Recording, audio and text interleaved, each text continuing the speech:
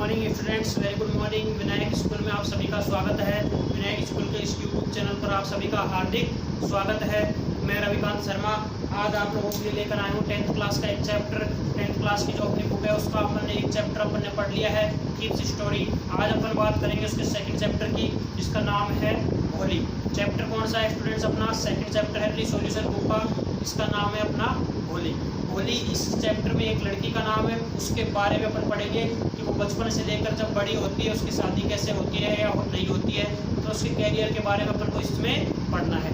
ठीक है स्टूडेंट्स, तो स्टार्ट करते हैं अपन chapter Holi. Her name was Sulekha. उसका नाम तो क्या था वैसे होली का?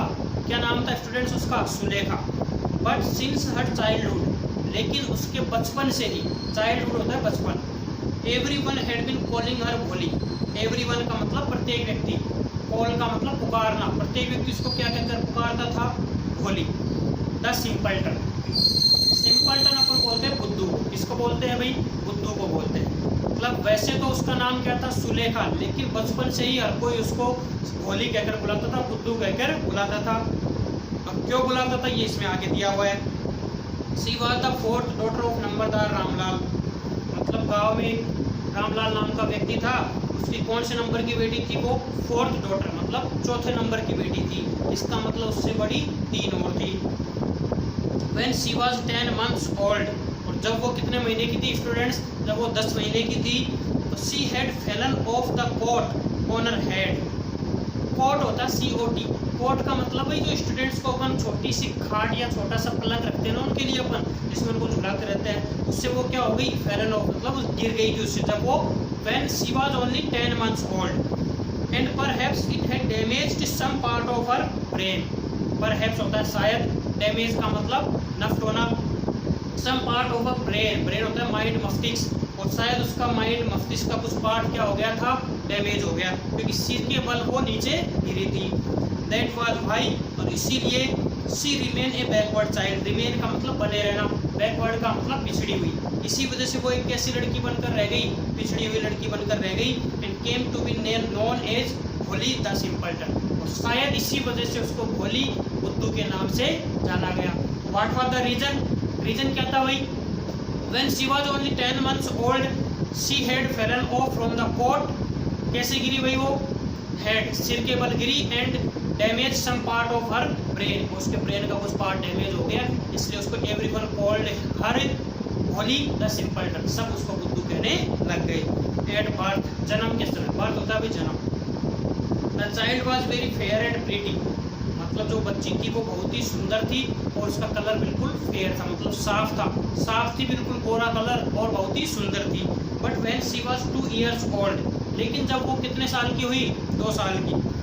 She had an attack of small pox. Small pox होते हैं भाई चेचक, जो दाग धब्बे हो जाते हैं, माता निकलना बोल देते हैं जिसको, छोटी माता, बड़ी माता। तो उसके क्या हो गए भाई? चेचक के धब्बे हो गए। Only the eyes were saved. केवल क्या बची उसकी? आईज, केवल आंखें बची।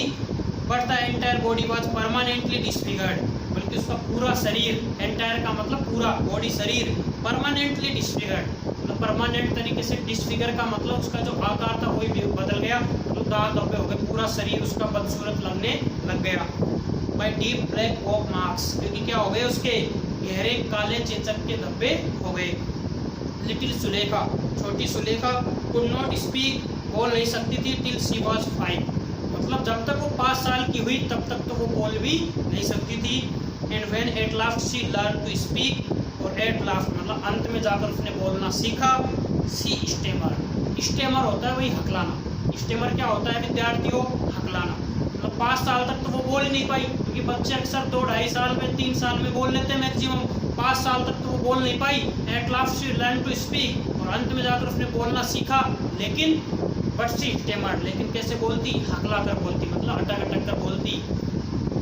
The other children often made fun of her and mimicked her. तो जो दूसरे बच्चे थे वो उसके साथ क्या करते? मजाक उड़ाते। एंड मिमिक हर, मिमिक का मतलब है नकल उतारना। तो दूसरे बच्चे क्या करते? उसका मजाक भी बनाते और उसकी नकल भी उतारते। तो एज ए रिजल्ट, और उसका परिणाम क्या निकला? शी टॉक्ड वेरी लिटिल, मतलब बहुत ही कम वो बोलने लग गई, क्योंकि उसको पता है कि जैसे ही मैं बोलूंगी तो बाकी बच्चे हैं वो सुनकर क्या करेंगे? हंसेंगे, मेरी मजाक उड़ाएंगे, इसलिए उसने बोलना ही कम कर दिया। Ramlal had 7 children. रामलाल कौन था भाई? Ramlal was the Bholi's father. Ramlal भोली के पिताजी थे। तो रामलाल हैड 7 चिल्ड्रन। रामलाल के कितने बच्चे थे भाई? रामलाल के 7 बच्चे थे। 3 सन्स एंड 4 डॉटर्स। 3 तो क्या थे उसके बेटे और 4 क्या थी बेटियां। And the youngest of them was भोली। और उन 7 बच्चों में सबसे जो यंगेस्ट थी, सबसे जो छोटी थी, वो कौन थी? भोली थी। It was a prosperous farmers. Prosperous का मतलब होता है समृद्ध, मतलब जिसके किसी चीज की कमी नहीं हो। तो वो एक बहुत ही प्रोस्पेरस फार्मर था। हाउस होल्ड, उसके घर पे समृद्धि थी। And there was plenty to eat. Plenty का मतलब पर्याप्त, मतलब खाने को पर्याप्त था। एंड ड्रिंक, खाने पीने को मतलब उसके घर पे कोई कमी नहीं थी। ऑल द चिल्ड्रन, सभी बच्चे, एक्सेप्ट होली, होली के अलावा, एक्सेप्ट का मतलब अलावा, वर हेल्दी एंड स्ट्रॉन्ग। हेल्दी का मतलब क्या था? स्वस्थ। और स्ट्रॉन्ग का मतलब मजबूत। मतलब कितने बच्चे थे भाई उसके? 7। तो भोली के अलावा जो 6 बच्चे थे वो कैसे थे भाई? हेल्दी एंड स्ट्रॉन्ग, स्वस्थ भी थे और मजबूत भी थे। The sons had been sent to the city. बेटों को कहाँ भेज दिया भाई? रामलाल ने शहर भेज दिया। क्यों? To study in schools, school की पढ़ाई के लिए। एंड लेटर इन कॉलेजेस, और बाद में स्कूल के बाद कॉलेज की पढ़ाई के लिए। ऑफ द डॉटर्स, और अगर बेटियों की बात करें तो राधा द एल्डेस्ट। तो सबसे जो बड़ी बेटी थी वो कौन थी भाई? Radha. Had already been married, उसकी पहले ही शादी हो गई थी। पहले ही का मतलब जब ये चैप्टर लिखा गया है उस टाइम तक जो सबसे बड़ी बेटी थी राधा, उसकी शादी कर दी गई थी। The second daughter Mangala marriage had also been settled. और सेकेंड डॉटर का नाम था भाई मंगला। राधा से छोटी कौन थी? मंगला। तो उसकी जो मैरिज थी वो भी क्या कर दी उन्होंने? सेटल कर दी, मतलब इंगेजमेंट वगैरह कर दी। And when that was done, और जब वो भी कर दी गई, मतलब मंगला की शादी भी जब कर दी गई, तो Ramlal would think of the third. तो रामलाल अब कौन सी बेटी के बारे में सोचेगा? नंबर 3 की, जिसका नाम था चंपा। तो सबसे बड़ी कौन थी भाई? राधा। सबसे बड़ी कौन थी? राधा। नंबर 2 की मंगला, नंबर 3 पर चंपा, और सबसे छोटी सुलेखा, जिसको अपन भोली कहकर बुलाते हैं। तो नंबर 3 की बात आ गई अब चंपा की। तो दे वर गुड लुकिंग, मतलब वो तीनों बेटियां राधा, मंगला और चंपा कैसी थी भाई? गुड लुकिंग, मतलब दिखने में अच्छी थी। हेल्दी गर्ल्स, स्वस्थ लड़कियां थी। And it was not difficult, और उनके लिए कठिन काम नहीं था। To find bridegrooms for them. Bridegroom होता है भाई दूल्हा ढूंढना, मतलब वर ढूंढना, उनके लिए हस्बैंड ढूंढना, मतलब उनके लिए दूल्हा ढूंढना कोई ज़्यादा कठिन काम नहीं था। उसका रीज़न क्या था? क्योंकि वो दिखने में भी अच्छी थी और स्वस्थ भी थी, इसलिए उनके लिए ब्राइड ग्रूम मतलब दूल्हा ढूंढना कोई कठिन काम नहीं था। But Ramlal was worried about भोली। लेकिन रामलाल किसके बारे में चिंतित था भाई? भोली के बारे में चिंतित था। She had neither good looks nor intelligence, मतलब ना तो वो दिखने में अच्छी थी और ना ही इंटेलिजेंस, मतलब बुद्धिमान थी। तो क्वेश्चन अपना बनता है कि why was Ramlal worried about भोली। रामलाल भोली के बारे में चिंतित क्यों था?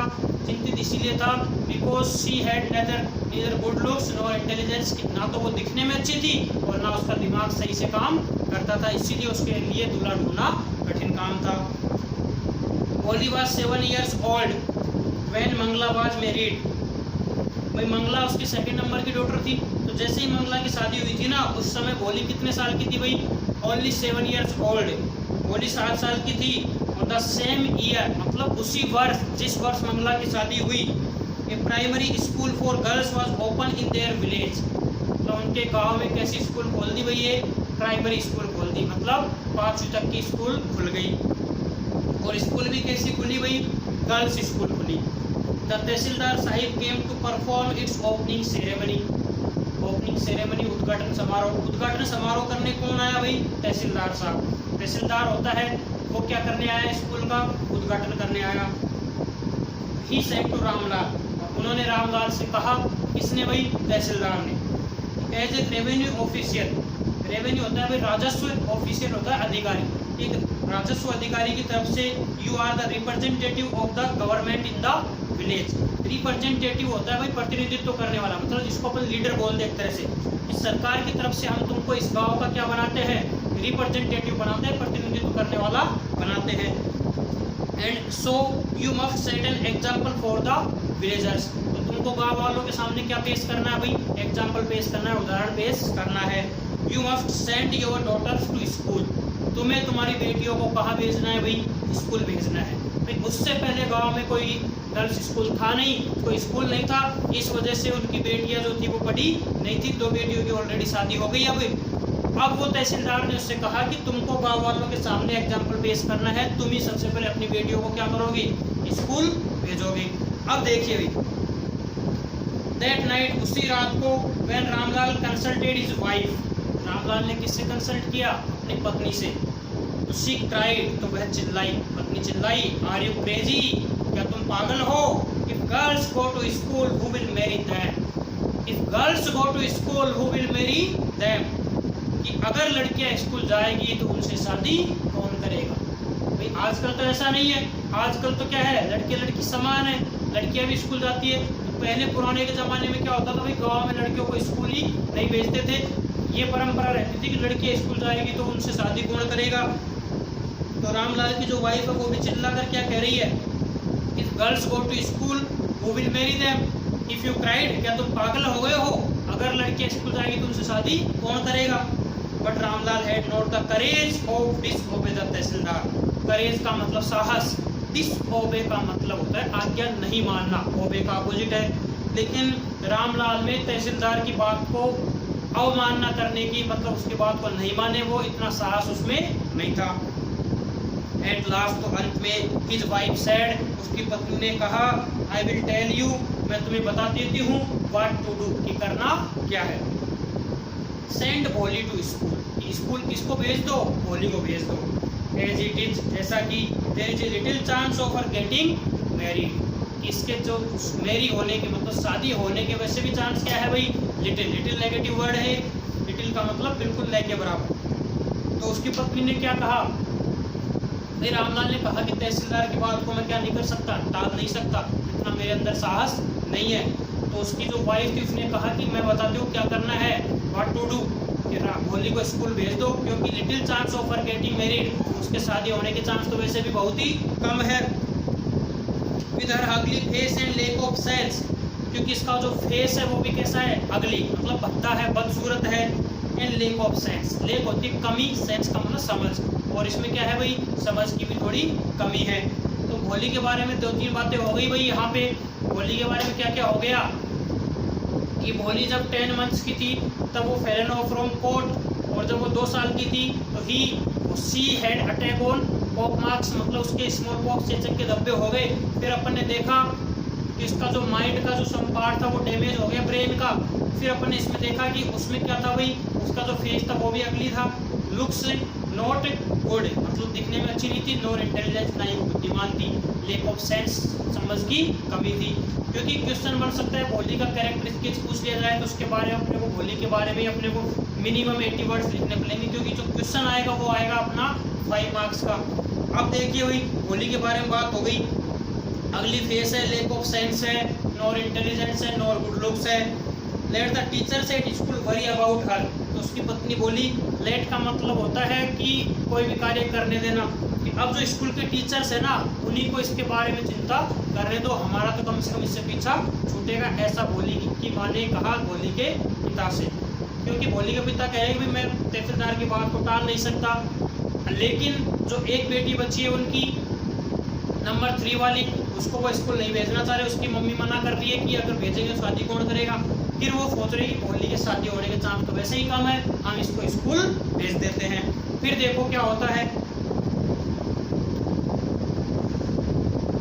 द नेक्स्ट डे, अगले दिन, रामलाल कॉट भोली by the hand and said, Ramlal ने क्या पकड़ा भाई, भोली का हाथ पकड़ा और कहा, कम विद मी, मेरे साथ आओ। I will take you to school, मैं तुम्हें कहाँ ले चलूँगा, स्कूल ले चलूँगा। भोली वाज फ्राइटेंड, फ्राइटेंड का मतलब है घबराना। भोली क्या हो गई भाई, घबरा गई।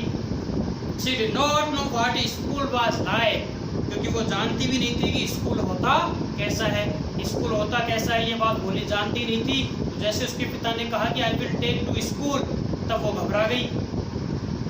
She remembered how a few days ago, remember होता है याद आना। तो भोली को याद आया कि कैसे कुछ दिन पहले देयर ओल्ड काऊ लक्ष्मी, उनकी की एक पुरानी गाय थी, बूढ़ी गाय थी जिसका नाम था Lakshmi, had been turn out of the house, उसको कैसे उसके पिता ने घर से बाहर निकाल दिया था, एंड सोल्ड, और उसको बेच दिया था। तो भाई भोली में अपन ने देखा कि लैक ऑफ सेंस, समझ की तो वैसे ही कमी है, तो उसने सोचा कि कहीं मुझे भी ये लक्ष्मी की तरह घर से बाहर निकाल दे, किसी को बेच ना दे, इसलिए वो बहुत ज़्यादा घबरा गई।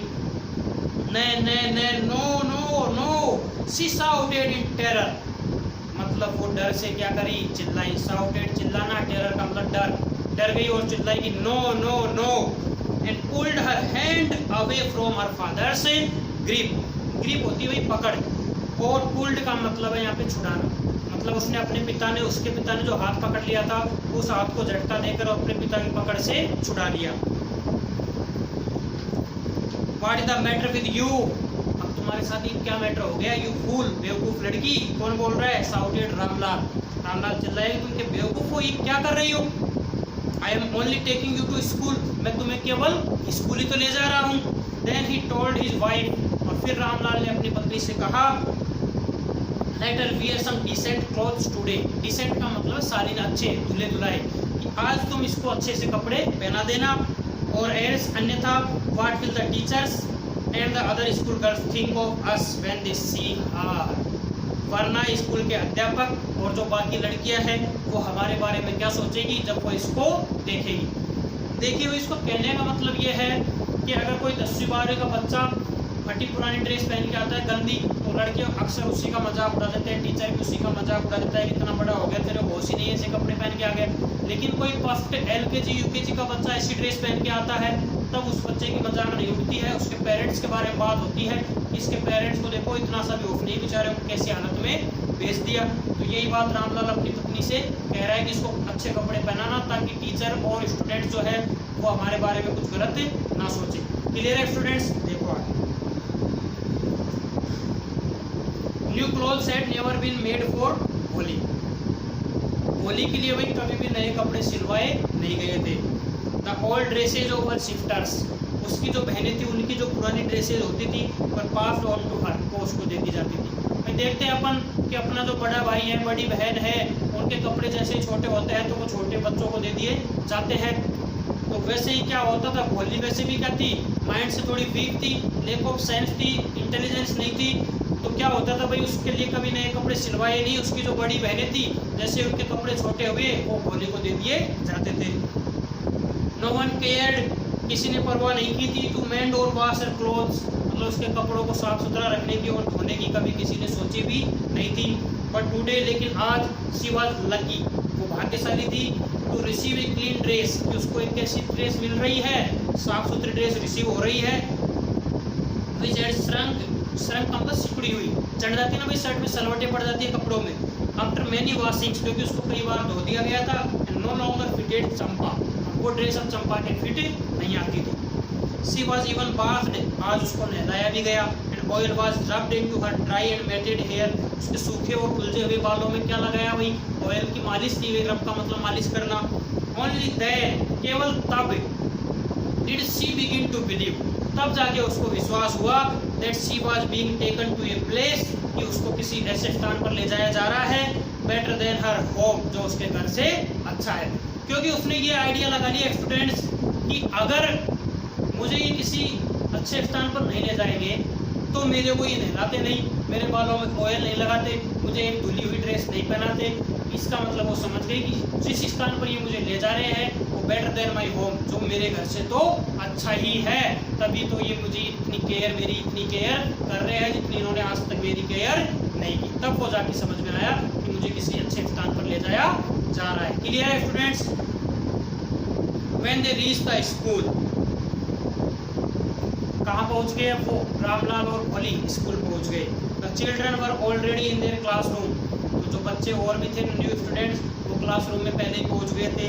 Ramlal handed over his daughter to the headmistress, तो स्कूल की जो प्रधानाध्यापिका थी उसको हैंडेड ओवर, तो रामलाल ने उसको अपनी बेटी को सौंप दिया। लेफ्ट अलोन, उसको अकेला छोड़कर दिया। The poor girl looked about her with fear laden eyes, मतलब डरी हुई आंखों से, घबराई हुई आंखों से वो लड़की देखने लगी। पुअर आया यहाँ पे बेचारी लड़की। There were several rooms, school में कुछ कमरे थे, एंड इच रूम, और प्रत्येक कमरे में गर्ल्स लड़कियां थी, लाइक हर उसके जैसी, स्क्वेटेड ऑन मैट्स, किस पर बैठी थी भाई, चटाइयों पर उकड़ू बैठी हुई थी, रीडिंग फ्रॉम बुक्स और राइटिंग ऑन स्लेट्स, कुछ लड़कियां ऐसी थी जो बुक्स लेकर पढ़ रही थी और कुछ ऐसी थी जो स्लेट्स होती है ना छोटे बच्चों की जो स्लेट आती है जिस पर पेंसिल से लिखते हैं उस पर लिख रही थी। द हेडमिस्ट्रेस आस्क्ड भोली, तो प्रधानाध्यापिका ने भोली से कहा to sit down in a corner in one of the classroom, कि तुम किसी भी क्लासरूम में जो भी कोना मिले तुमको वहां जाकर बैठ जाओ। ये बात हेडमिस्ट्रेस ने किससे कह दी भाई, भोली से। अब देखिए स्टूडेंट्स, अपन ने जो अब तक पढ़ा है इसमें अपन ने यही पढ़ा है, भोली की लाइफ के बारे में पढ़ा है कि भोली एक क्या थी, 7 years old girl, when she was only 10 months old she had fallen from the boat and she had damaged some part of her brain. When she was 2 years old she had attack on pockmarks and entire body was permanently disfigured except eyes. Eyes उसकी safe बची केवल, बाकी पूरा शरीर उसका disfigure हो गया, उसका फेस अगली हो गया, उसका जो बॉडी थी उस पर ब्लैक डीप पॉक मार्क्स हो गए, चेचक के धब्बे हो गए, और उसमें जो माइंड था वो कम हो गया, उसका जो लुक्स था वो गुड नहीं रहा, इंटेलिजेंस नहीं रही, अगली फेस हो गया, लैक ऑफ सेंस, समझ की कमी हो गई। रामलाल के बारे में पढ़ा, Ramlal had 7 children, 3 sons and 4 daughters. Sons had sent to the city for schools and later then colleges. जो बेटियां थी उनमें से eldest daughter has been already married, उसकी पहले शादी हो गई। अब देखिए कि फिर उनके गांव में एक प्राइमरी स्कूल ओपन हुआ, ओपनिंग सेरेमनी के लिए कौन आया, तहसीलदार साहब came and he said to Ramlal that as a revenue official you are a representative for the government of the villages and you send to your daughters to school. लेकिन जब उसने घर आके कहा तो his wife cried are you fool, if we send daughters school तो who will marry them, उनसे शादी कौन करेगा। But Ramlal had not courage to disobey the tahsildar. At last his wife said I told what to do, Bholi send to school because इसकी शादी होने के chance कम है, little chance of her getting married. तब वो उसको स्कूल ले जाता है तो भोली सोचती है कि मुझे कहीं ना कहीं ऐसी जगह ले जाया जा रहा है, उसको याद आता है अपनी ओल्ड काऊ लक्ष्मी के बारे में जिसको कैरिड आउट घर से बाहर निकाल दिया एंड सोल्ड बेच दिया। लेकिन जैसे उसके पिताजी कहते हैं इसको आज डिसेंट क्लोथ पहनाना, अच्छे कपड़े, क्योंकि उसके लिए कभी भी had never made new clothes, तो उसको नए कपड़े पहनाए गए, धुले धुलाए, अच्छे तेलों की मालिश की गई, rubbed her hairs dry and matted hairs, तब जाके उसको विश्वास हुआ कि आज मुझे किसी स्थान पर ले जाया जा रहा है। She was being taken at a place better than from home, जो उसके घर से अच्छा है। फिर वो स्कूल ले गए, हेडमिस्ट्रेस को उसने उसका हाथ सौंप दिया और हेडमिस्ट्रेस ने उससे कहा कि तुम एनी कॉर्नर, किसी भी कोने में जाके बैठ जाओ क्लासरूम के। वो आपने अपने जैसी कई लड़कियां देखी। अब देखिए कि उसकी स्कूल की जो लाइफ है वो स्टार्ट होगी, जो अपन पढ़ेंगे स्टूडेंट्स नेक्स्ट वीडियो में। Thanks for watching this video. Thank you. जय हिंद, जय भारत।